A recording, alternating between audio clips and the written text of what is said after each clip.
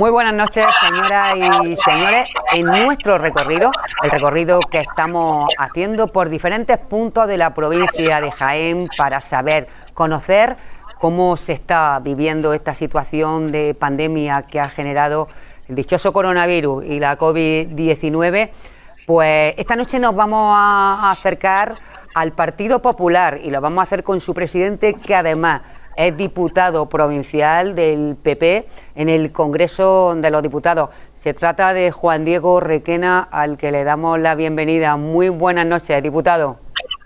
Muy buenas noches, Encarna. Encantada de saludarte y, bueno, pues compartir este rato con los telespectadores de Nueve La Loma.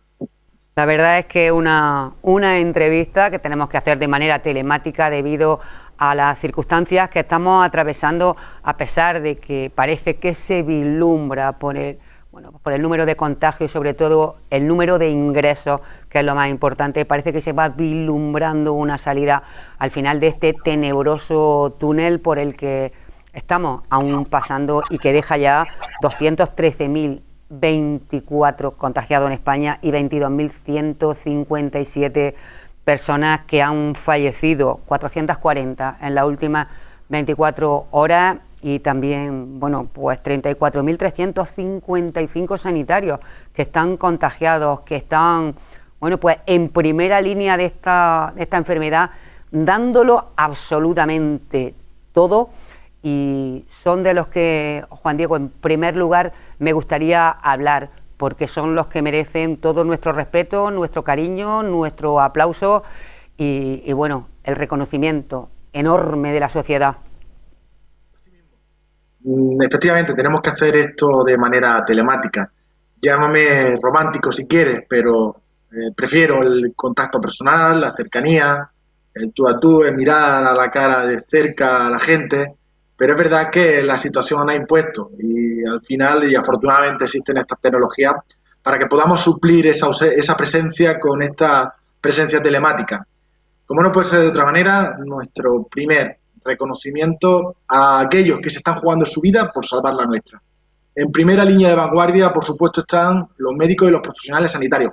Todo, desde el médico especialista hasta el último trabajador de cualquier centro de salud o centro asistencial que está jugando su vida, vuelvo a decir, porque esta pandemia la superemos lo más unidos posible y que la superemos cuanto más mejor. Por supuesto, a los fuerzas y cuerpos de seguridad del Estado, a los colectivos de trabajadores esenciales que están saliendo cada día exponiendo su vida y su salud para que a nosotros no nos falte nada, a Protección Civil, en definitiva a todo el personal que está ayudándonos a pasar esta pandemia. Los aplausos de las 8 tienen que servir para el reconocimiento de estos que se están jugando su vida, pero también es importante que el aplauso colectivo de toda esta sociedad 24 horas al día esté en el reconocimiento de aquellos que no han podido superar esta trágica pandemia, de aquellos que han dado su vida, al fin y al cabo, porque no se les ha podido salvar y han muerto sucumbidos por el coronavirus, y que este país y los familiares no han podido despedirlos como se merecen, que no ha podido haber velatorios ni duelos,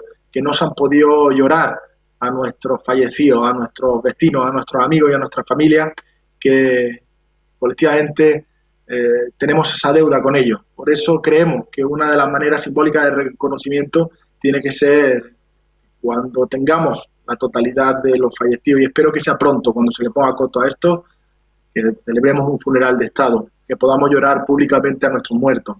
Desde los ayuntamientos del Partido Popular hemos sido sensibles a esta situación y hemos ondean las banderas a media asta como símbolo y reconocimiento a los fallecidos. Y a los que están hospitalizados o a los que tienen positivo o han dado positivo por coronavirus, por nuestro deseo de recuperación pronta, de que se pase pronto esto, que sigan todas las recomendaciones de confinamiento a aquellos que son asintomáticos o no tienen síntomas evidentes, para que evitemos su contagio y su difusión. Son muchos los que ya se ha llevado la pandemia por delante y tenemos que trabajar colectivamente para que no haya más. Desgraciadamente, esta pandemia, este virus, no ha tenido precedentes ni tenemos elementos de comparación anteriores, pero sí es cierto que está comprobado y demostrado que la mejor manera de controlar este virus es quedándonos en casa, haciendo caso a las recomendaciones científico-sanitarias y evitando su propagación, también evitando el contacto personal. Y un poco ese es lo que debemos hacer. Nuestro reconocimiento, por supuesto, a los fallecidos, a los que han superado nuestra alegría compartida porque han sido capaces de vencer a esta pandemia que se ha llevado mucho por delante, y con el cuidado y el respeto desde todos los ámbitos posibles, y también desde las administraciones, desde las instituciones, trabajar como lo están haciendo los ayuntamientos para poner coto a esta pandemia y conseguir controlar la propagación del virus. La verdad es que hablamos de cifras que, bueno, nos desgarran el alma porque son muchísimas personas a las que no se les pone cara porque no la conocemos, pero detrás de cada una de esas 22.157 personas que han fallecido hay familias, hay padres, madres, hijos, hermanas, compañeros, un pueblo que lo llora y que son demasiadas personas, nada menos que 22.000 y pico personas. Pero si bien tenemos estos datos aterradores, también hemos aprendido una cosa muy importante, y es que la sociedad, las personas en nuestro país están respondiendo de una manera increíble, porque las muestras de solidaridad que está habiendo, de apoyo social, de gente en su casa trabajando, haciendo mascarillas, de muchas empresas que están donando material, de todas esas agrupaciones de voluntariado que están participando, de Cáritas, de Cruz Roja, que están ayudando a llevar, bueno, pues la comida a personas que no tienen una red familiar, que no pueden salir. También esto está sacando lo mejor de nosotros en muchos sentidos. Apasionante ver cómo en las situaciones más difíciles este país reacciona de manera ejemplar para atender a los más vulnerables. Los más vulnerables, esta pandemia no entiende ni de clases sociales, ni de barrios, ni de familias, ni de nivel económico, ni cultural. Está afectando a todo el mundo y de manera ejemplar, de manera solidaria y conjunta. Todos, absolutamente todos los españoles están respondiendo de forma extraordinaria. A mí me emociona particularmente ver cómo nos crecemos como sociedad y como país ante las más difíciles. Y yo creo que lo bueno, si es que algo se puede sacar de bueno de esta pandemia, es que después de todo esto, todo el conocimiento adquirido de solidaridad, de unión, de profesionalidad, de superación, lo vamos a utilizar para reinventarnos y construirnos como sociedad nueva post-COVID. Creo que eso es importante. Yo creo que eso es una lectura que tenemos que hacer. La sociedad ha sido ejemplar, el trabajo, digamos, solidario ha sido de proporciones extraordinarias, y creo que tiene que ser la base para la reconstrucción, porque lamentablemente sí que detrás de esta pandemia se deja un daño colateral muy importante, y es una situación económica compleja, una deriva como país muy dura, y unas situaciones de desempleo y de económicas que tenemos que reconstruir de todo. Y ahí es también donde tenemos que estar las administraciones para dar la cara.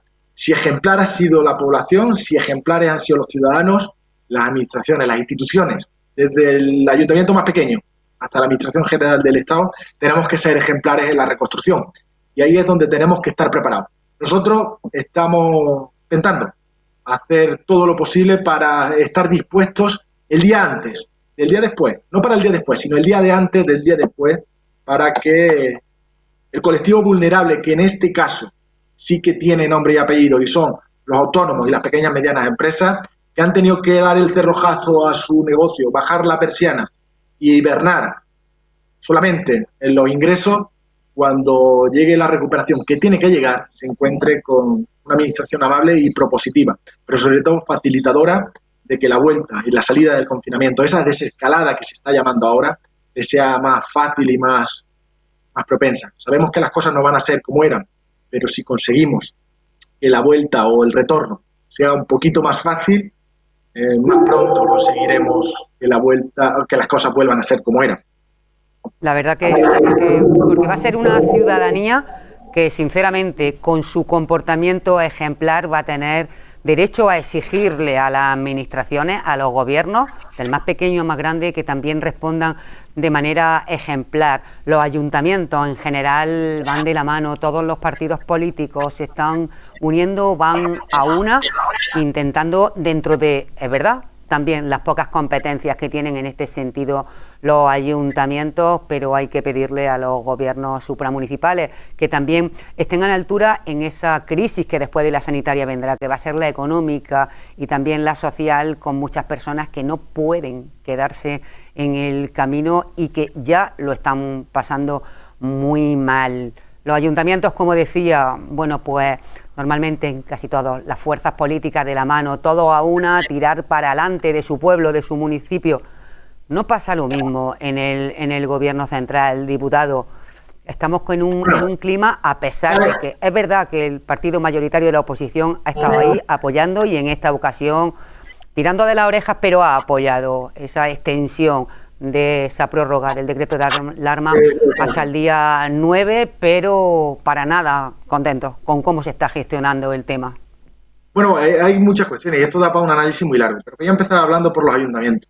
Los ayuntamientos son la vanguardia de la política, porque además la cercana, la que conocen perfectamente a la población, la que entienden en primera persona cuáles son los problemas individuales del tejido productivo de la gente, porque además somos, yo que soy alcalde, hemos sido psicólogos, confesores, hemos sido casi los padres, hemos tenido una relación paterno-filial con todos nuestros ciudadanos, hemos comprendido las individualidades de cada una de las personas. Creo que esa es una de las políticas de cercanía la más importante, porque además tiene los pies en el suelo. Los ayuntamientos tienen que estar a la vanguardia, a pesar de que tenemos una limitación competencial muy pequeña, pero también tenemos nuestro margen de maniobra y por eso creo que hemos sido esenciales para la contención del coronavirus, porque primero hemos difundido perfectamente la sensibilidad acerca del confinamiento. Hemos desinfectado diariamente nuestras calles y nuestras plazas. Hemos instalado dispensadores de gel higienizante en todos los negocios que están abiertos por servicios mínimos. Hemos repartido mascarillas a la población. Pero es que además estamos trabajando en el futuro. Primero, con la excepción de determinados impuestos o con la bonificación. Segundo, convocando o haciendo convocatorias específicas de subvenciones para que cuando volvamos a la normalidad nuestros empresarios que han sufrido grandes pérdidas económicas puedan volver con una mejor garantía. Porque hemos sido reivindicativos con las administraciones supramunicipales, pidiendo a la Diputación que se hagan planes específicos para ayudar a las empresas, porque hemos estado pidiendo a la Administración General del Estado que no se olvide de las zonas rurales ni que se olvide de las zonas confinadas y de aquellas cuestiones que nos atañen a la provincia de Jaén. Y yo creo que eso es fundamental. Y luego, si damos un salto y llegamos hasta arriba, aquí dos cuestiones. Primero, la unión de todo el arco parlamentario, salvo algunos, principalmente los socios del señor Sánchez en la investidura y la extrema derecha, que han hecho básicamente un ejercicio de responsabilidad para salvar vidas. Hemos aprobado, el Partido Popular, en todas las prórrogas de estado de alarma, incluso partiendo desde la inicial, hemos dado nuestro respaldo y nuestro apoyo para la principal medida, el confinamiento. Si no salimos, no transmitimos el virus. Y ahí está el Partido Popular con responsabilidad. Hemos sido responsables, vuelvo a decir, en salvar vidas, pero hemos sido más responsables aún en no apoyar aquellas medidas que, partiendo de una base ideológica, intentan arruinar nuestra economía.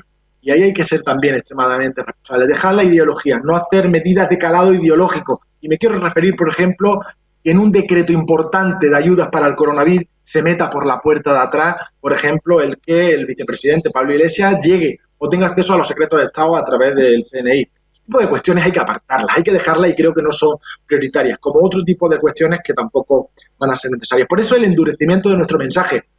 Queremos dar una advertencia seria.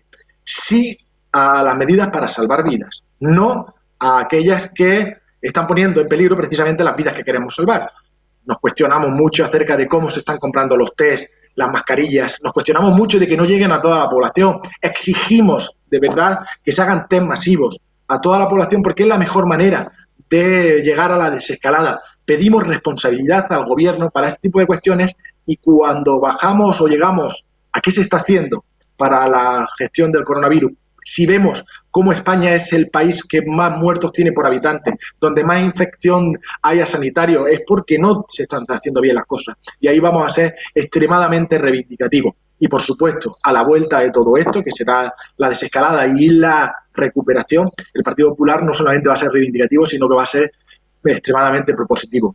Buscamos, como no puede ser de otra manera, lo mejor para nuestro país, en dos premisas principalmente. La primera, salvar vidas y contener el virus de la manera más eficaz y más rápida posible. Y segundo, recuperar a nuestro país de la que nos está por venir. Y hay dos caminos. O toma las medidas que son las que la agenda económica del vicepresidente y Pablo Iglesias se está imponiendo al gobierno, o tomamos otro tipo de medidas que al fin y al cabo generen y faciliten la vuelta a la normalidad, a la rutina, y ayudemos a quienes están soportando sobre sus espaldas de manera metafórica, pero la economía de nuestro país, que son las pequeñas y medianas empresas, que son las grandes damnificadas y también tienen que ser las protagonistas del desarrollo futuro. Y ahí es donde va a estar el Partido Popular. Evidentemente, las pequeñas y medianas empresas y también los trabajadores y trabajadoras autónomas son los que están sufriendo el varapalo más grande. Evidentemente, los que han tenido que cerrar las puertas a cal y canto, que no pueden abrir, y los que abren, bueno, pues porque la llegada de público, de clientes, al no salir, pues nadie a la calle, como hay que hacer, evidentemente, pues han bajado en un 80, en un 90 y en casi un 100% también su facturación. Difícil situación la que va a quedar y si hablábamos antes de la familia, hay que hablar desde luego también de las empresas, porque a la familia se ha destinado una partida que no sé cómo se valora desde aquí, desde la provincia de Jaén, por un diputado que está trabajando en el Congreso, y me refiero al ingreso mínimo vital. Juan Diego. Bueno, el ingreso mínimo vital es algo que ya existía en la comunidad autónoma y es verdad que aquí existía ese tipo de ingreso, que creo que forma parte o tiene un componente muy ideológico. Pero yo quiero puntualizar algo que es bastante más importante todavía. Aquí se han hecho una serie de reales decretos normativos que intentan desarrollar medidas de ayuda a los colectivos más vulnerables, que bajo mi punto de vista tienen un componente gramatical, eufemístico, mucho más que lo que realmente se está haciendo para ayudar a la gente. Se dice que se van a ayudar a los colectivos vulnerables para interrumpir o para no interrumpir los suministros de electricidad, gas y agua, pero yo me pregunto, nosotros vivimos en una provincia en Jaén, lo digo porque para hacerte el símil y la comparativa de lo que es buenas palabras, pero luego faltan hechos concretos. Yo me pregunto, nosotros vivimos en una provincia en la que la conexión a gas natural es mínima. La mayoría de los aquí no hay gas natural prácticamente. Bombona de butano. Exacto. Oye, aquí se ha legislado para determinados colectivos y determinados municipios, pero en las zonas rurales, ¿qué garantía de suministro de gas vamos a tener? Por ejemplo, aquí se está legislando y se dice que se quiere ayudar a los autónomos, pero a la hora de la verdad, cuando vas a la realidad, que es mucho más tozuda que las propias proposiciones que se puedan hacer. Aquí son agricultores, la mayoría. Eso para empezar. ¿Qué ayuda le vamos a dar a los agricultores? Una modificación de la ley de la cadena alimentaria que se anuncia a bombo y platillo, pero que ¿saben lo que ha provocado esa ley? Váyase usted y mire los precios que tiene el aceite de oliva a fecha de hoy y los que tenía previo a la modificación de esa ley de la cadena alimentaria. Ha bajado el aceite de oliva. En definitiva, la bonomía de las palabras, las buenas palabras, los buenos mensajes, la estética propagandística dista mucho de la realidad que luego marcan los mercados y la realidad económica que se impone. Por tanto, el ingreso mínimo vital universal y que todo el mundo pueda, lógicamente, atender sus necesidades, es que eso no me lo tiene que decir a mí el gobierno, es que eso ya se hace y eso ya se mantiene. Y ese ingreso mínimo vital o esa renta se está transferida a las comunidades autónomas y la comunidad autónoma la ejerce de manera efectiva. Y además, los ayuntamientos, vuelvo a reiterar, estando a la vanguardia de esos servicios sociales, pues lógicamente también dejan que nadie, ningún ciudadano o la práctica totalidad de los que vienen solicitando ayuda tengan cubiertas sus necesidades, porque además hemos sido ejemplares también en ese tratamiento.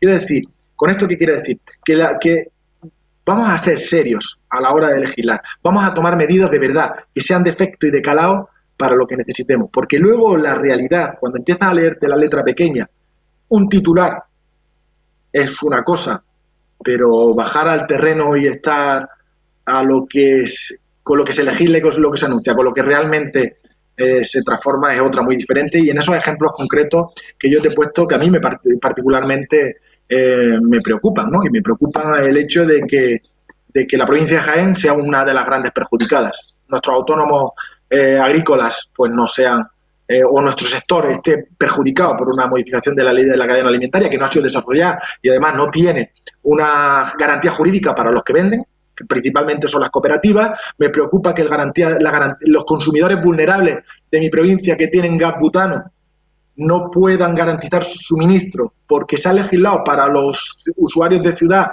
que tienen gas natural, pero para los que llevamos la bombona, si se nos gasta la bombona no podemos tener la garantía de suministro, y me preocupan otras ciertas cosas que son tan importantes como esas y que no se legislan. Pero yo vuelvo a apelar otra vez, y lo digo en este sentido, a la responsabilidad que hemos tenido los ayuntamientos. Sabes que los ayuntamientos del Partido Popular hemos decidido que los recursos económicos presupuestados que no han sido gastados en los eventos festivos cancelados, ya sea la Semana Santa, romerías, fiestas, por motivo del coronavirus, los vamos a destinar a la lucha contra el COVID, no solamente en la contención, sino también en la ayuda a los colectivos más vulnerables, ya sean consumidores únicos usuarios y los consumidores vulnerables que nosotros consideramos que son vulnerables, que son los autónomos y las pequeñas y medianas empresas. Medidas constantes y grandes que repercutirán directamente en además que en un ayuntamiento se conocen incluso los casos concretos y dónde se puede focalizar para que sea más efectiva esa ayuda, porque es la administración más cercana y sin duda en los municipios de esta provincia pues prácticamente se conoce todo el mundo, incluso en las ciudades más grandes, y los ayuntamientos conocen perfectamente la situación de cada empresa y de cada familia, por eso, porque son la más cercana y en muchas ocasiones, como decía señor Requena, confesores los alcaldes y alcaldesas de sus ciudadanos. Pero me gustaría que siguiéramos un poco hablando del tema de la agricultura, porque hay una cuestión muy importante que aunque el coronavirus tiene a Europa prácticamente detenida y vigilante con respecto a este tema y tomando medidas, es muy importante el tema del presupuesto comunitario y, por supuesto, cómo va a influir en nuestros agricultores, porque, hay que luchar porque no se pierda más dinero en esa PAC que, hasta hace al menos 4 días todo apuntaba a que se perdería. Pues mira, yo voy a darte mi visión particular, la particular, y lo digo en base a lo que leo. Yo veo que cuando se ha negociado la PAC pre-COVID, España ha dejado algunos asientos vacíos, que han sido sonoras las ausencias. Eso como punto número 1. Como punto número 2, España, post-COVID, y es decir, ahora en el COVID, ha propuesto la creación de un fondo de inversión de 1,5 billones de euros con cargo a presupuestos de la Unión Europea para la desescalada y la lucha, o para frenar el desastre económico que se va a generar por el coronavirus. ¿Qué quiere decir esto?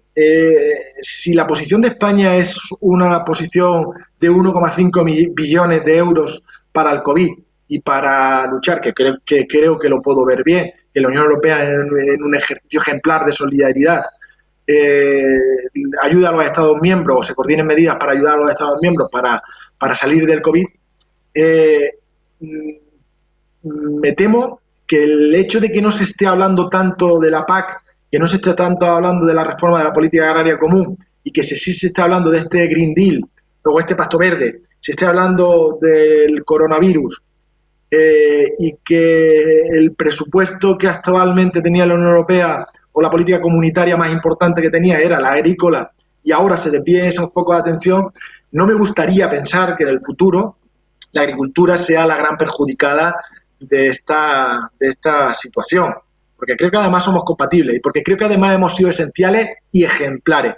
Nuestros agricultores han sido los que en los momentos más difíciles están alimentando a la población, están trabajando de sol a sol con unos precios de ruina. Porque y además, diputado, y además limpiando nuestros pueblos y desinfectando. Iba a ir a eso, porque cuando los tractores no estaban cosechando, han estado desinfectando y limpiando nuestras calles. Yo creo que eso es ejemplar. Pero yo, particularmente, te digo, y a falta de tener más datos, porque no hay más datos, me preocupa seriamente cuál sea el futuro de la PAC si tenemos un escenario de COVID en el que se está pidiendo ingentes cantidades de dinero para la lucha contra el COVID y para la reconstrucción europea después del COVID, para atender a todos esos sectores que han sido dañados, y me preocupa saber en qué posición va a quedar la agricultura en este asunto, en el cual yo recalco la gran importancia que para mí supone la agricultura. Yo estuve hace un par de días, en una videoconferencia como esta con el sector agrícola, en el que coincidimos varias cuestiones. Primero, la preocupación por los precios que no despuntan del aceite de oliva, en el cual primero tenemos que considerar que nuestro oro líquido es un recurso fundamental y que se valorice como tiene que hacerse. Pero mientras tanto pase eso, hemos estado coincidiendo en algo. Y es lo que yo también quiero decir, que el Parlamento sirve, o el Congreso sirve, ¿no? Y es para reducir los inputs que van vinculados a los costes, es decir, los costes de producción, para que al menos lleguemos a la rentabilidad de nuestro oro líquido. Coincidimos en algunos. Primero, en la rebaja impositiva, la de los módulos que ha anunciado el Gobierno, pues ciertamente está bien. Oye, que te bajen de 0,26 a 0,13 está bien, pero no es ni lo que pedía las organizaciones agrarias ni tampoco lo que pedía la Junta de Andalucía, que mandó un documento en el que se rebajasen esos inputs, esa tributación por módulo, al 100% de la provincia de Jaén a cero. Y no ha sido así, ha sido al 50% a toda la provincia de Jaén y al 75% en 3 términos municipales. Creo que sean circunstancias suficientemente excepcionales como para que pase eso. Yo he presentado como portavoz de Energía una propuesta dentro de una PNL, una enmienda al Real Decreto 5 de medidas agrícolas, al objeto de que a los agricultores y a la agroindustria se le permita la doble contratación eléctrica. Es algo que yo no entiendo por qué nuestra industria, que es estacional, que funciona prácticamente la mitad del año o menos, que es la recolección, o la fábrica, las cooperativas, funcionan para la recolección y necesita una gran potencia eléctrica que tiene unos costes asociados muy importantes. Pero durante el resto del año esas fábricas están cerradas. Bueno, pues esos costes eléctricos se siguen pagando exactamente igual que si estuviesen funcionando, salvo la energía consumida. Oye, que te permitan la doble potencia eléctrica, pero también a nuestros regantes, que riegan la mitad del año, principalmente en primavera, verano y parte del otoño, y que durante el invierno no se está regando, pues que les permitan a los regantes contratar esa doble potencia, una de máximos para cuando estemos funcionando y otra de mínimo. Conseguir que se rebajen los impuestos a los fitosanitarios. Hemos tenido conocimiento que se va a rebajar los impuestos a la generación a algunas actividades culturales, como puede ser la de los libros, y precisamente hoy estamos en el Día Internacional del Libro. Pero, oye, ¿por qué no a esos inputs agrícolas? Los productos fitosanitarios, ese IVA tendría que ser un IVA reducido, puesto que somos una actividad esencial, como es la agricultura. En definitiva, trabajando para bajar esos costes que permitan que la agricultura sea rentable. Porque si además de tener un precio de ruina, con un mercado de venta que está casi monopolizado, tenemos unos costes de producción que son elevadísimos y competimos con mercados extracomunitarios, y me estoy hablando de sobre todo los países del norte de África, que no tienen el mismo control ni sanitario ni de producción que estamos teniendo en la Unión Europea, pues lógicamente son medidas que abocan al fracaso a nuestra agricultura. Y vuelvo a reiterar, somos esenciales. Tenemos una capacidad de producción que producimos casi la mitad del aceite de oliva de España, y producimos en la provincia de Jaén el 20% de la producción mundial, que yo creo que son datos no más que suficientes como que para que el modo de vida de una provincia entera esté suficientemente valorado o apreciado como para que aquellos que quieren vivir de la agricultura lo puedan hacer. Y la verdad es que es una situación de confinamiento que además nos está dando más ocasión de volver a la cocina, de volver a los fogones, y en los que se ha visto cómo se ha incrementado el consumo de ese aceite de oliva. Pero Carla, nadie entiende o no podemos entender y llegar a entender cómo en un aumento de consumo del aceite de oliva, en el cual había una provisión de despensa muy importante por las familias españolas, el precio del aceite de oliva no responda a la oferta y a la demanda. Al haber una mayor demanda o una mayor oferta y al aumentar la demanda, lógicamente tendrían que subir los precios, como no puede ser de otra manera. Pero es que ni siquiera, lo cual quiere decir que ha fracasado la reforma de la ley de la cadena alimentaria. Además, reitero, ha inducido a una inseguridad jurídica a los que venden, principalmente las cooperativas de la provincia de Jaén, que es donde se produce la mayoría del aceite de oliva de nuestra provincia, o donde se comercializa la mayoría del aceite de oliva de nuestra provincia. Una ley de la cadena alimentaria que no ha desarrollado quién fija los precios mínimos de venta y que en definitiva no ha servido para aumentar el precio, sino que más bien ha servido para disminuirlo. Y, oye, es que tradicionalmente y por esta fecha siempre mirábamos al cielo para ver si llovía o no llovía y para saber qué cosecha íbamos a tener. Pero es que este año, que afortunadamente la pluviometría ha sido excelente, que va a haber una campaña que va a ser extraordinaria y viene una floración fantástica, muchos agricultores ni siquiera sienten la alegría natural de la lluvia, porque cada kilo de aceituna que coge le está costando el dinero. Y es algo que no podemos consentir. La verdad es que situación difícil, muchísimo, pero además de la agricultura, que sin duda y con diferencia el sector económico que tira el motor de la provincia de Jaén, en Jaén también tenemos un turismo importante, un turismo de interior nos encontramos en las ciudades de Úbeda, Baeza, ese parque natural, la Sierra de Cazorla Segura, Las Villas, Jaén Capital, en fin, verdaderas joyas, además en muchísimos rincones de esta provincia, con un turismo de interior impresionante, turismo rural y también cultural, que sin duda este año, esta temporada, no vamos a tener. Habrá que ir arrancando un poco lo que es el turismo, el interno, el nuestro, el español, el andaluz, el de la provincia, pero evidentemente un varapalo también importante para hoteles, para bares, para restaurantes, para cafeterías, para servicios turísticos, a los que le va a doler mucho, como a la economía de Jaén. Efectivamente, y es que tú lo has definido perfectamente y no podría aportarle más. Pero fíjate lo que tiene Jaén.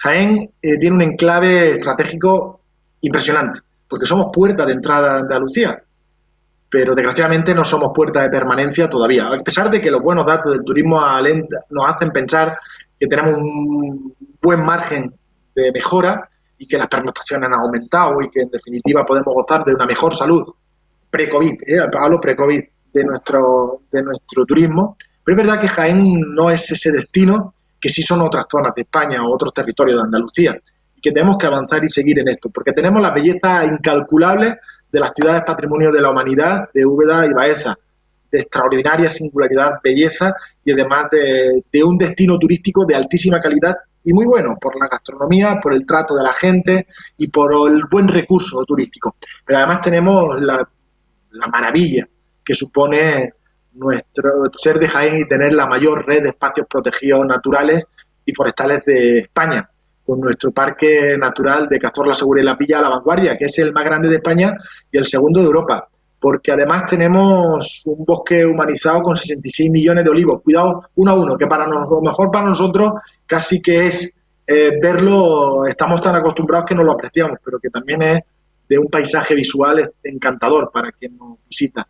En definitiva, tenemos la mayor concentración de castillos, torres y atalayas del mundo por kilómetro cuadrado. Esa es la provincia de Jaén. La provincia de Jaén tiene 4 parques naturales, tiene la Catedral de Jaén y tiene la belleza de los 22 conjuntos históricos declarados que hay en la provincia de Jaén en términos municipales. O sea, en municipios de los 97, 22 están declarados conjuntos históricos artísticos catalogados dentro del patrimonio histórico andaluz. En definitiva, tenemos tantos recursos de interior que son tan atractivos para ver, tan atractivos para visitar, que es una pena que perdamos un año completamente.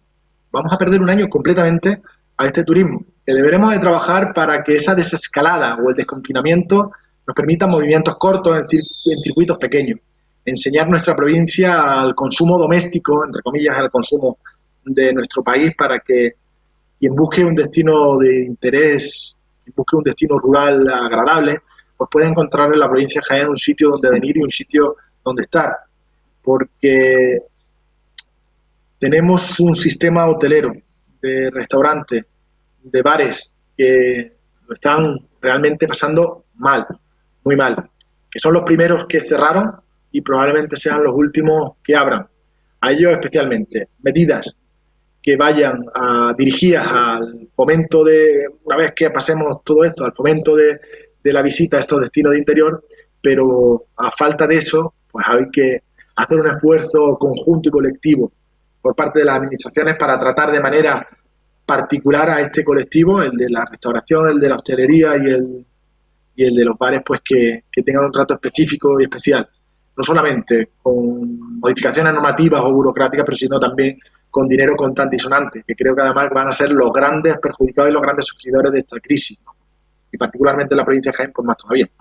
Lo cierto es que sí. Otra cuestión, diputado, porque a partir del día 27 los niños y niñas van a poder salir a la calle ya una hora con un adulto y bueno, incluso hasta 1 kilómetro de su casa, correr, saltar, jugar, que les dé el aire en definitiva, y que, bueno, pues esa sensación claustrofóbica de tantos días, que algunos afortunadamente pues disponen de patios, de zonas donde pueden, pero hay otros que viven en pisos pequeñitos, que no han tenido posibilidad, algunos ni siquiera de un balcón, y que hace muchísima falta que salgan a la calle. Aprovechemos, si no le importa, también en este momento para agradecer el esfuerzo y el trabajo que está haciendo los maestros, las maestras, el profesorado en definitiva, con la educación de los pequeños, de los menos pequeños, incluso de los universitarios, de los estudiantes, en definitiva, ese esfuerzo impresionante que están haciendo para tirar en la medida de lo posible y con las limitaciones lógicas del curso. Los primeros educadores son los que encontramos en la casa, que son los padres y madres, que han sido extraordinarios, pero por supuesto también a nuestro sistema educativo. Y yo aquí sí quiero aprovechar para dar mi reconocimiento, para valorar su trabajo, porque se lo han tomado en serio. ¿Y por qué se lo han tomado en serio también los alumnos? Los profesores han hecho un esfuerzo ingente por intentar llegar a sus alumnos casi de manera particular. Llegar a través de pues, este tipo de videoconferencias, de móviles, de las nuevas tecnologías y educar a los hijos, o sea, educar a los niños. Han intentado hacer un desarrollo curricular casi particularizado para cada uno de los niños y con una ejemplar profesionalidad no han dejado abandonados a los alumnos y sí que los han atendido. Mi reconocimiento, por supuesto. Por supuesto que rechazo en ese sentido las pseudo, digamos, las interpretaciones de pseudo aprobado general que hizo la ministra Celaá la semana pasada, en la que poco menos que se decía que se iba a promover o que no se iba a permitir repetir ningún tipo de asignatura. Creo que poco favor hace a los grandes profesionales que se han tomado muy en serio su trabajo y han intentado educar en los estándares que las circunstancias han permitido a los alumnos. Yo creo que ese es el reconocimiento importante que tenemos que darle a los profesores, que sin medios, a veces sin el tiempo suficiente, porque no es lo mismo atender una clase con 20 niños que atender a 20 niños en una clase, o 20 niños de manera individual. En definitiva, lo que quiero decir es que ha sido un ejemplo extremadamente bueno de responsabilidad y de trabajo en el que han tenido nuestros maestros y nuestras maestras y nuestros profesores y nuestras profesoras en todos los ámbitos educativos. Y creo que es importante. Y en cuanto a la medida de que los niños salgan a la calle, bueno, pues yo soy también un firme defensor que la desescalada se tiene que dar por territorios. Oye, hay algunos territorios y sobre todo vuelvo a defender el mundo rural, vuelvo a defender los pueblos de nuestro país, pero particularmente los de Jaén, en los que se han hecho muy bien las cosas, en los que no hay ningún caso, afortunadamente, de coronavirus, en los que se ha contenido bien y en los demás en los que no existe la posibilidad de que haya contagios, a no ser que vengan o sean esos contagios que se llaman importados.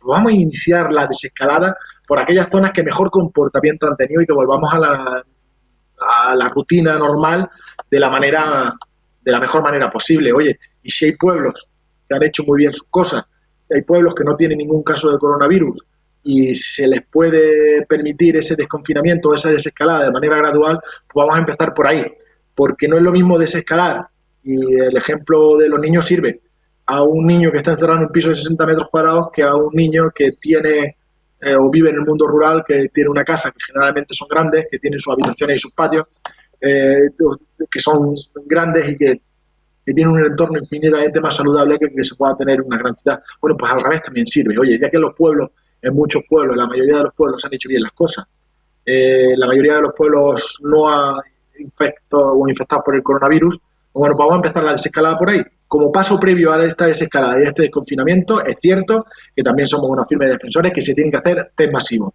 pero test masivos que no sean fake, test masivos que no den error y test masivos que estén homologados, de verdad, y que lleguen a los pueblos y que en aquellos pueblos que de manera masiva se hagan test y descartemos que haya contagios por coronavirus, vamos a hacer esa desescalada y ese desconfinamiento hacia la población en general, porque los niños sufren por estar metidos o encerrados en una casa, pero es que los mayores también, y nuestras economías se resienten, y nuestras pequeñas y medianas empresas pues lo están pasando realmente mal, y en definitiva tenemos que volver a la normalidad y a la naturalidad con todas las garantías de salud, como no puede ser de otra manera, pero vamos a empezar quizás por los pueblos, que son los que parece que aparentemente tienen menos riesgo de contagio. Previamente hacemos esos test masivos, llegamos a la mayoría de la población al objeto de saber en qué situación estamos y vamos a ir volviendo a la normalidad, porque cada día que pase es un día más que está perdiendo este país, y sobre todo en términos económicos. Ahora lo importante es la salud, pero es que después de la salud, y cuando afortunadamente, y estoy convencido que juntos vamos a salir, vendrá la parte económica y el drama del desempleo, el drama de los recursos económicos y en definitiva los dramas familiares que hay que ir previendo y hay que ir trabajando.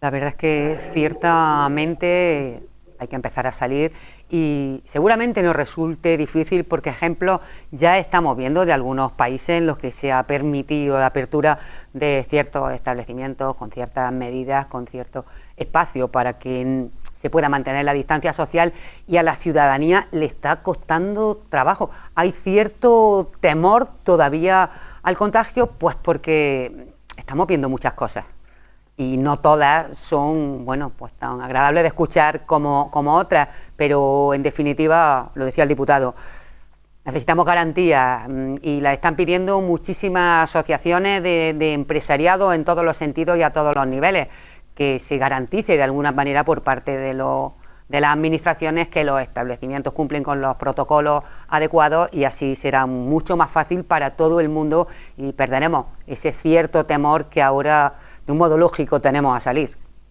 Totalmente, bueno, y está claro. Hombre, por supuesto, lo primero es la prevención y la protección de la ciudadanía, eso está claro. Pero es que esto no puede durar eternamente. Y si de manera científico-técnica las recomendaciones más importantes para la desescalada y el desconfinamiento es la realización de test masivos, pues vamos a hacer y centrar todos nuestros esfuerzos en esta realización y esta compra de test. Que no nos generen dudas por quién los está comprando y dónde los está comprando. Que no nos generen dudas de la fiabilidad que puedan tener esos test. Vamos a hacer las cosas con seriedad. No vamos a o vamos a intentar camuflar este tipo de cuestiones, porque además nos quitan prestigio como país y además quitan prestigio a las propias instituciones. Y yo creo que es fundamental. Yo no entiendo por qué el portal de transparencia del gobierno de España ha sido eliminado o suprimido precisamente en el momento en el que más ejercicio de transparencia tenemos que hacer, y además que es cuando mayor poder le hemos dado a ningún presidente de gobierno para aplicar las medidas en ese mando único para que haga lo que tiene que hacer. Bueno, pues vamos a hacer las cuestiones que, por supuesto, sean preventivas para la salud de las personas, que eso es fundamental, pero una vez que ya sepamos eso y que además hemos garantizado la seguridad de la gente, vamos a empezar a trabajar por el futuro. Como no trabajemos por el futuro, podemos llegar a una situación tan compleja, que cuando volvamos a ir al punto de vuelta atrás nos encontremos que no hay retorno. Y entonces sí que va a ser preocupante y dolorosa la situación que viva este país, ¿no?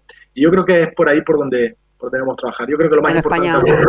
España, sin duda, a lo largo de la historia ha demostrado que es un país fuerte, que cuando se lo propone sale de donde haga falta. Sí, no vamos a recurrir al viejo refranero, que en España somos tan duros, que llevamos toda la vida intentando destruirnos y no lo hemos conseguido. Es verdad que España ha salido de todas y nadie puede con España, y yo creo que ese es el mejor espíritu que tenemos que tener hacia aquí. Pero también es verdad que nuestros gobernantes tienen que tener la responsabilidad de cuidarnos y de darnos los medios suficientes y necesarios como para saber cómo nos encontramos. Y vuelvo a reiterar, creo que fundamental es la buena dotación a nuestros profesionales sanitarios que se están jugando su vida, y lo digo como al principio, pero también a la población saber en qué situación estamos. Y si uno de ellos son la realización de test masivos, esos test que lleguen a toda la población, creo que es fundamental que se empiecen a poner en marcha ya, sin duda, que no nos generen dudas, y que, oye, que es que tenemos un gobierno que tiene plenos poderes para hacer este tipo de cuestiones. Háganlas y que lleguen a la población lo más rápido posible. Pues sí, porque seguramente va a ser la medida que más seguridad y más tranquilidad nos va a dar a la ciudadanía, que lo que necesitamos es claridad, información, ¿verdad? Porque cuánto daño están haciendo los bulos, incluso en municipios donde evidentemente no se puede dar información, los ayuntamientos. Y bueno, Juan Diego Requena, que ha sido tanto tiempo alcalde de su pueblo, lo sabe. No hay información pormenorizada de cuántos casos hay, de cuántos contagios, y bueno, hay muchos bulos al respecto que hacen mucho daño y que, por supuesto, hay que controlar. Por cierto, señor diputado y presidente del PP de Jaén, ¿qué tal las cosas por su pueblo? Afortunadamente están bien, y tenemos controlada a la población. Y es verdad que no se puede dar la información, pero yo te voy a utilizar otro símil. El ahorcado, porque sepa de qué color y de longitud es la cuerda, no lo va a librar de la horca. Pues lo mismo. Yo creo que a las administraciones, las instituciones, lo que tenemos que hacer es garantizar la seguridad de la gente. La información es importante, pero no particularicemos en nombres ni en casos concretos, porque al final podemos tener un colateral mucho más importante. Y es que, entre comillas, al que señalemos le convirtamos en el apestado. Y no es así. Es una enfermedad que se cura, es una enfermedad que se trata y es una enfermedad que se evita si seguimos reglas de confinamiento. Por tanto, los ayuntamientos favorecedores, que es fundamental, del confinamiento, del control a través de la desinfección y del control de la información, que no llegue ni a la desinformación ni se lleguen a la generación de bulos. Y afortunadamente en mi pueblo, pues hoy vivimos con la tranquilidad absoluta de que no estamos afectados por coronavirus y cruzando los dedos, que está controlada la pandemia y que la población está siendo ejemplar en las salidas, que básicamente se hacen de manera imprescindible para la adquisición de bienes de primera necesidad y lo hacen con aprovisionamiento, con grandes aprovisionamientos para no tener que salir varias veces, y se está llegando a un confinamiento muy a rajatabla, con el mantenimiento de los servicios mínimos en funcionamiento, y a esos servicios mínimos en funcionamiento, bueno, pues a través del ayuntamiento que hemos estado a su lado, proporcionándoles las medidas de protección individual que han sido necesarias para que la población esté a salvo, más la responsabilidad de cada uno de los establecimientos que se mantienen abiertos de proteger a sus consumidores o a sus clientes, pues de momento lo vamos llevando bien, y creo que eso es importante, ¿no? Que podamos garantizar o tener la certeza, la seguridad de que la salud está bien y que ayudamos todos a la contención de la misma. Que eso no evita que podamos tener un caso en el futuro, incluso los dedos en que no sea así, pero es cierto que de momento pues nos libramos de este tipo de cuestiones y en lo particular... ¿No? Anotamos a Santisteban candidata al primer escalón del desescalamiento. Bueno, estamos trabajando para ello, ¿eh? Ya no sé, digo, estamos trabajando para el día de antes, del día después, que yo creo que es importante, ¿no? Y es bueno lo que se hace en los pueblos y lo que se puede hacer en los pueblos. Yo ya no soy alcalde, pero es verdad que miro con añoranza, con nostalgia y con un montón de cariño a la vida municipal, que creo que es la mejor razón de ser para que uno se pueda dedicar a política, por la capacidad de maniobra que tiene, a pesar de las limitaciones legales que también se le imponen, ¿no? Va a haber que utilizar de aquí a 2 días, cuando empecemos a salir a la calle, al parecer, mascarillas, se ha regulado el precio, no había otra, porque las mascarillas, cuando llegaban, que no siempre, a las farmacias, había muy pocas, la verdad, que habían llegado a unos precios impresionantes. La hemos visto a 11, 12, 13, 15 euros una mascarilla. Sí, sí, está claro, pero yo que pregunto a las farmacias, por ejemplo, que es donde he visto los precios más elevados, regular la mascarilla quirúrgica a 0,98 céntimos, que es la única que creo que se ha regulado, porque el resto son otro tipo de mascarillas. 0,96, sí.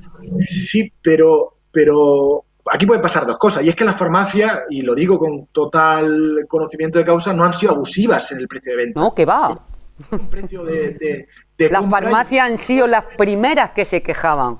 Son las primeras que han dicho hay que regularlo, pero claro, a ellas se las vendían a los precios a los que se las vendían, claro. Y está muy bien como de medida, y vuelvo a los eslóganes publicitarios, como aquel que dice, Encarna, si una farmacia compra a 2 euros una mascarilla, a 1,5 una mascarilla o a 2 euros, ¿cómo le vas a regular tú el precio de venta a 98 céntimos? Con IVA incluido. Pues ¿sabes lo que va a pasar? Que al final va a haber un desabastecimiento de mascarillas.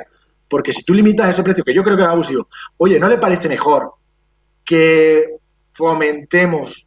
Que hagamos mascarilla en España y ya está, que es lo que hay que hacer? Una mascarilla nacional, porque le voy a contar otra cosa, y no voy a desvelar los precios, que una de las fábricas de mascarillas de la provincia de Jaén, que saltó a la relevancia mediática porque confiscó esas mascarillas, pues tengo conocimiento de muy buena tinta de que los precios que mantiene y que tiene actualmente en una ejemplaridad genuina de buen empresario, los precios ni han subido ni se han modificado, se mantienen los mismos precios de coste pre-COVID a post-COVID y está a pleno rendimiento y trabajando y con un pedido muy por encima de su capacidad de producción.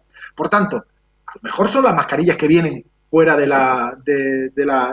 producidas fuera de España, o porque no tengamos un sistema adecuado de distribución de este tipo de mascarillas. Por tanto, es muy efectivo decir, las mascarillas las voy a limitar por ley a 98 céntimos, pero puedes cometer el problema de que si tú las estás comprando para distribuirlas a más de 98 céntimos y las compras en un mercado que es libre y abierto, en el cual los efectos de ese mercado, de esa ley, no tienen ningún efecto sobre el mercado, pues puede pasar que las farmacias decidan no vender más mascarillas y lo que provocamos, en lugar de arreglar un problema, estamos induciendo a otro problema mucho mayor, ¿no?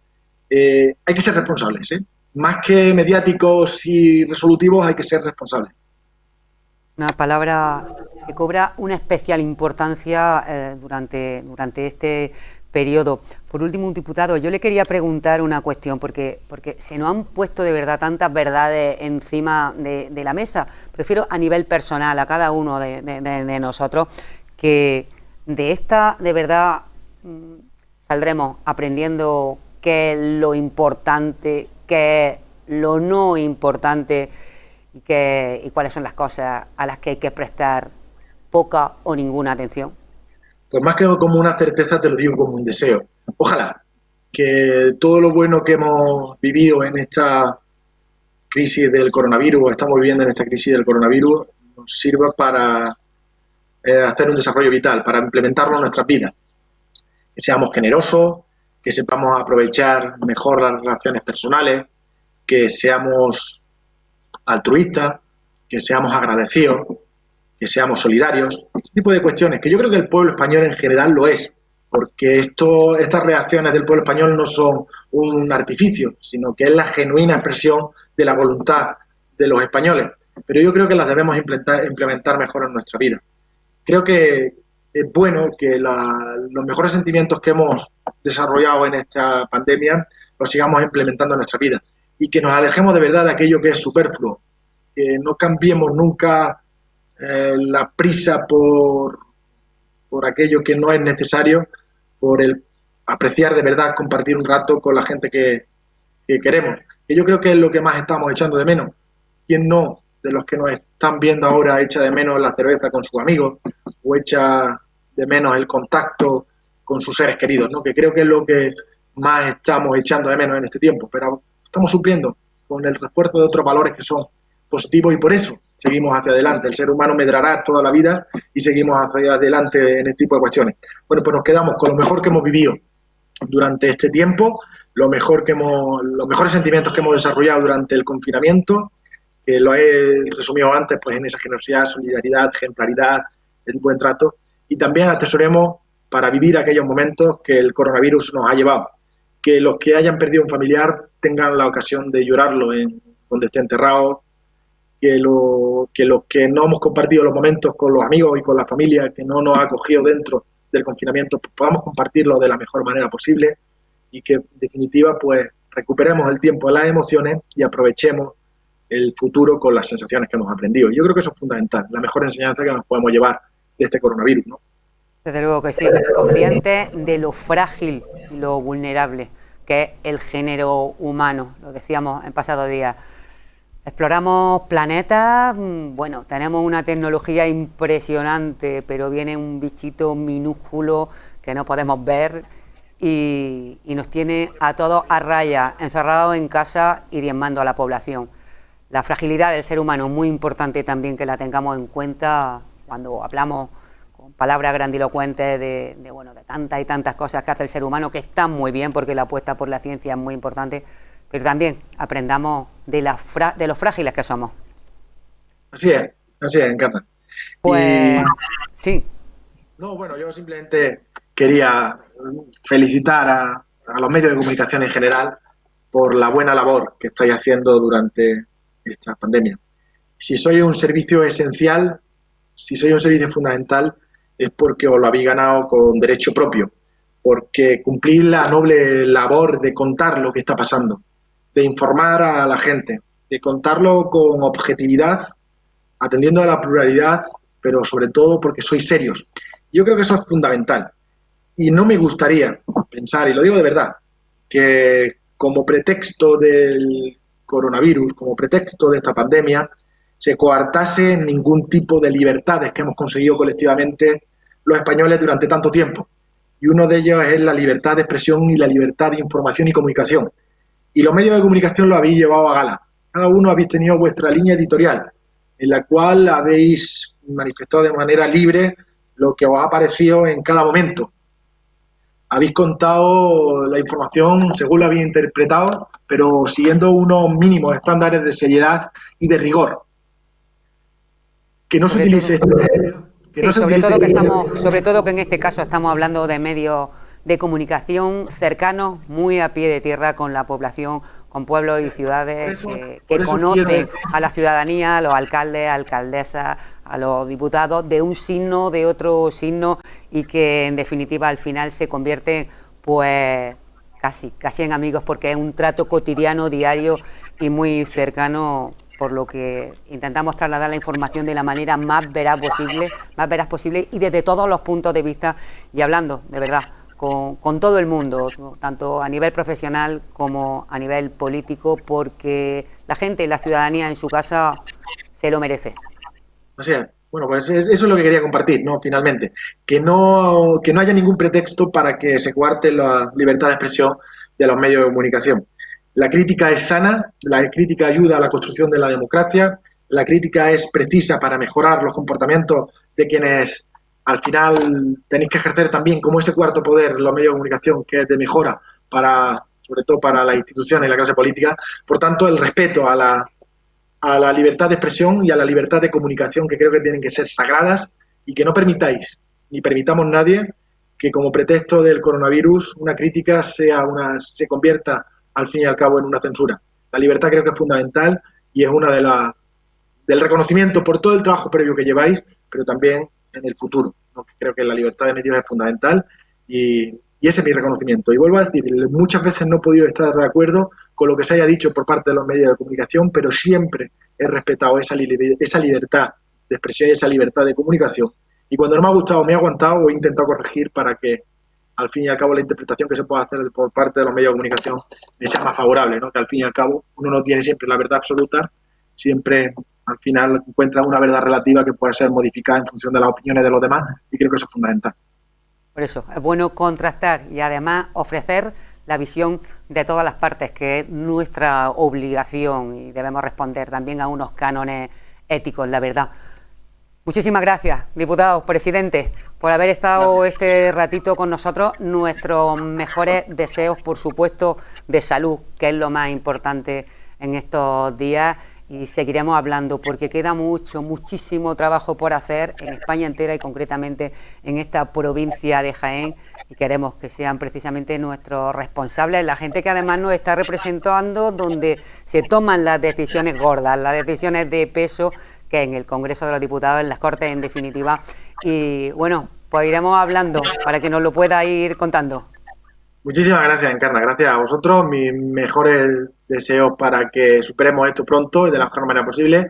Y a quienes nos estén viendo, bueno, pues mi deseo de que llevemos la contención el confinamiento de la mejor forma posible, que evitemos los contactos para no contagiarnos y que salgamos pronto de esta. Muchísimas gracias por estos 5 minutos que hemos compartido. Han sido poco y además han sido muy entretenidos y como siempre que paso por Nueva Loma estoy como en casa y en casa estamos de quienes nos estén pudiendo ver en este momento, pues con eso, que espero que haya sido productivo este ratito, que sigáis informando, que hacéis una labor inconmensurable y con mi gratitud, por supuesto, por permitirme asomarme a vuestra ventana. Pues muchísimas gracias, salud y a cuidarse. Un abrazo virtual. Exactamente, o el codo, ¿no?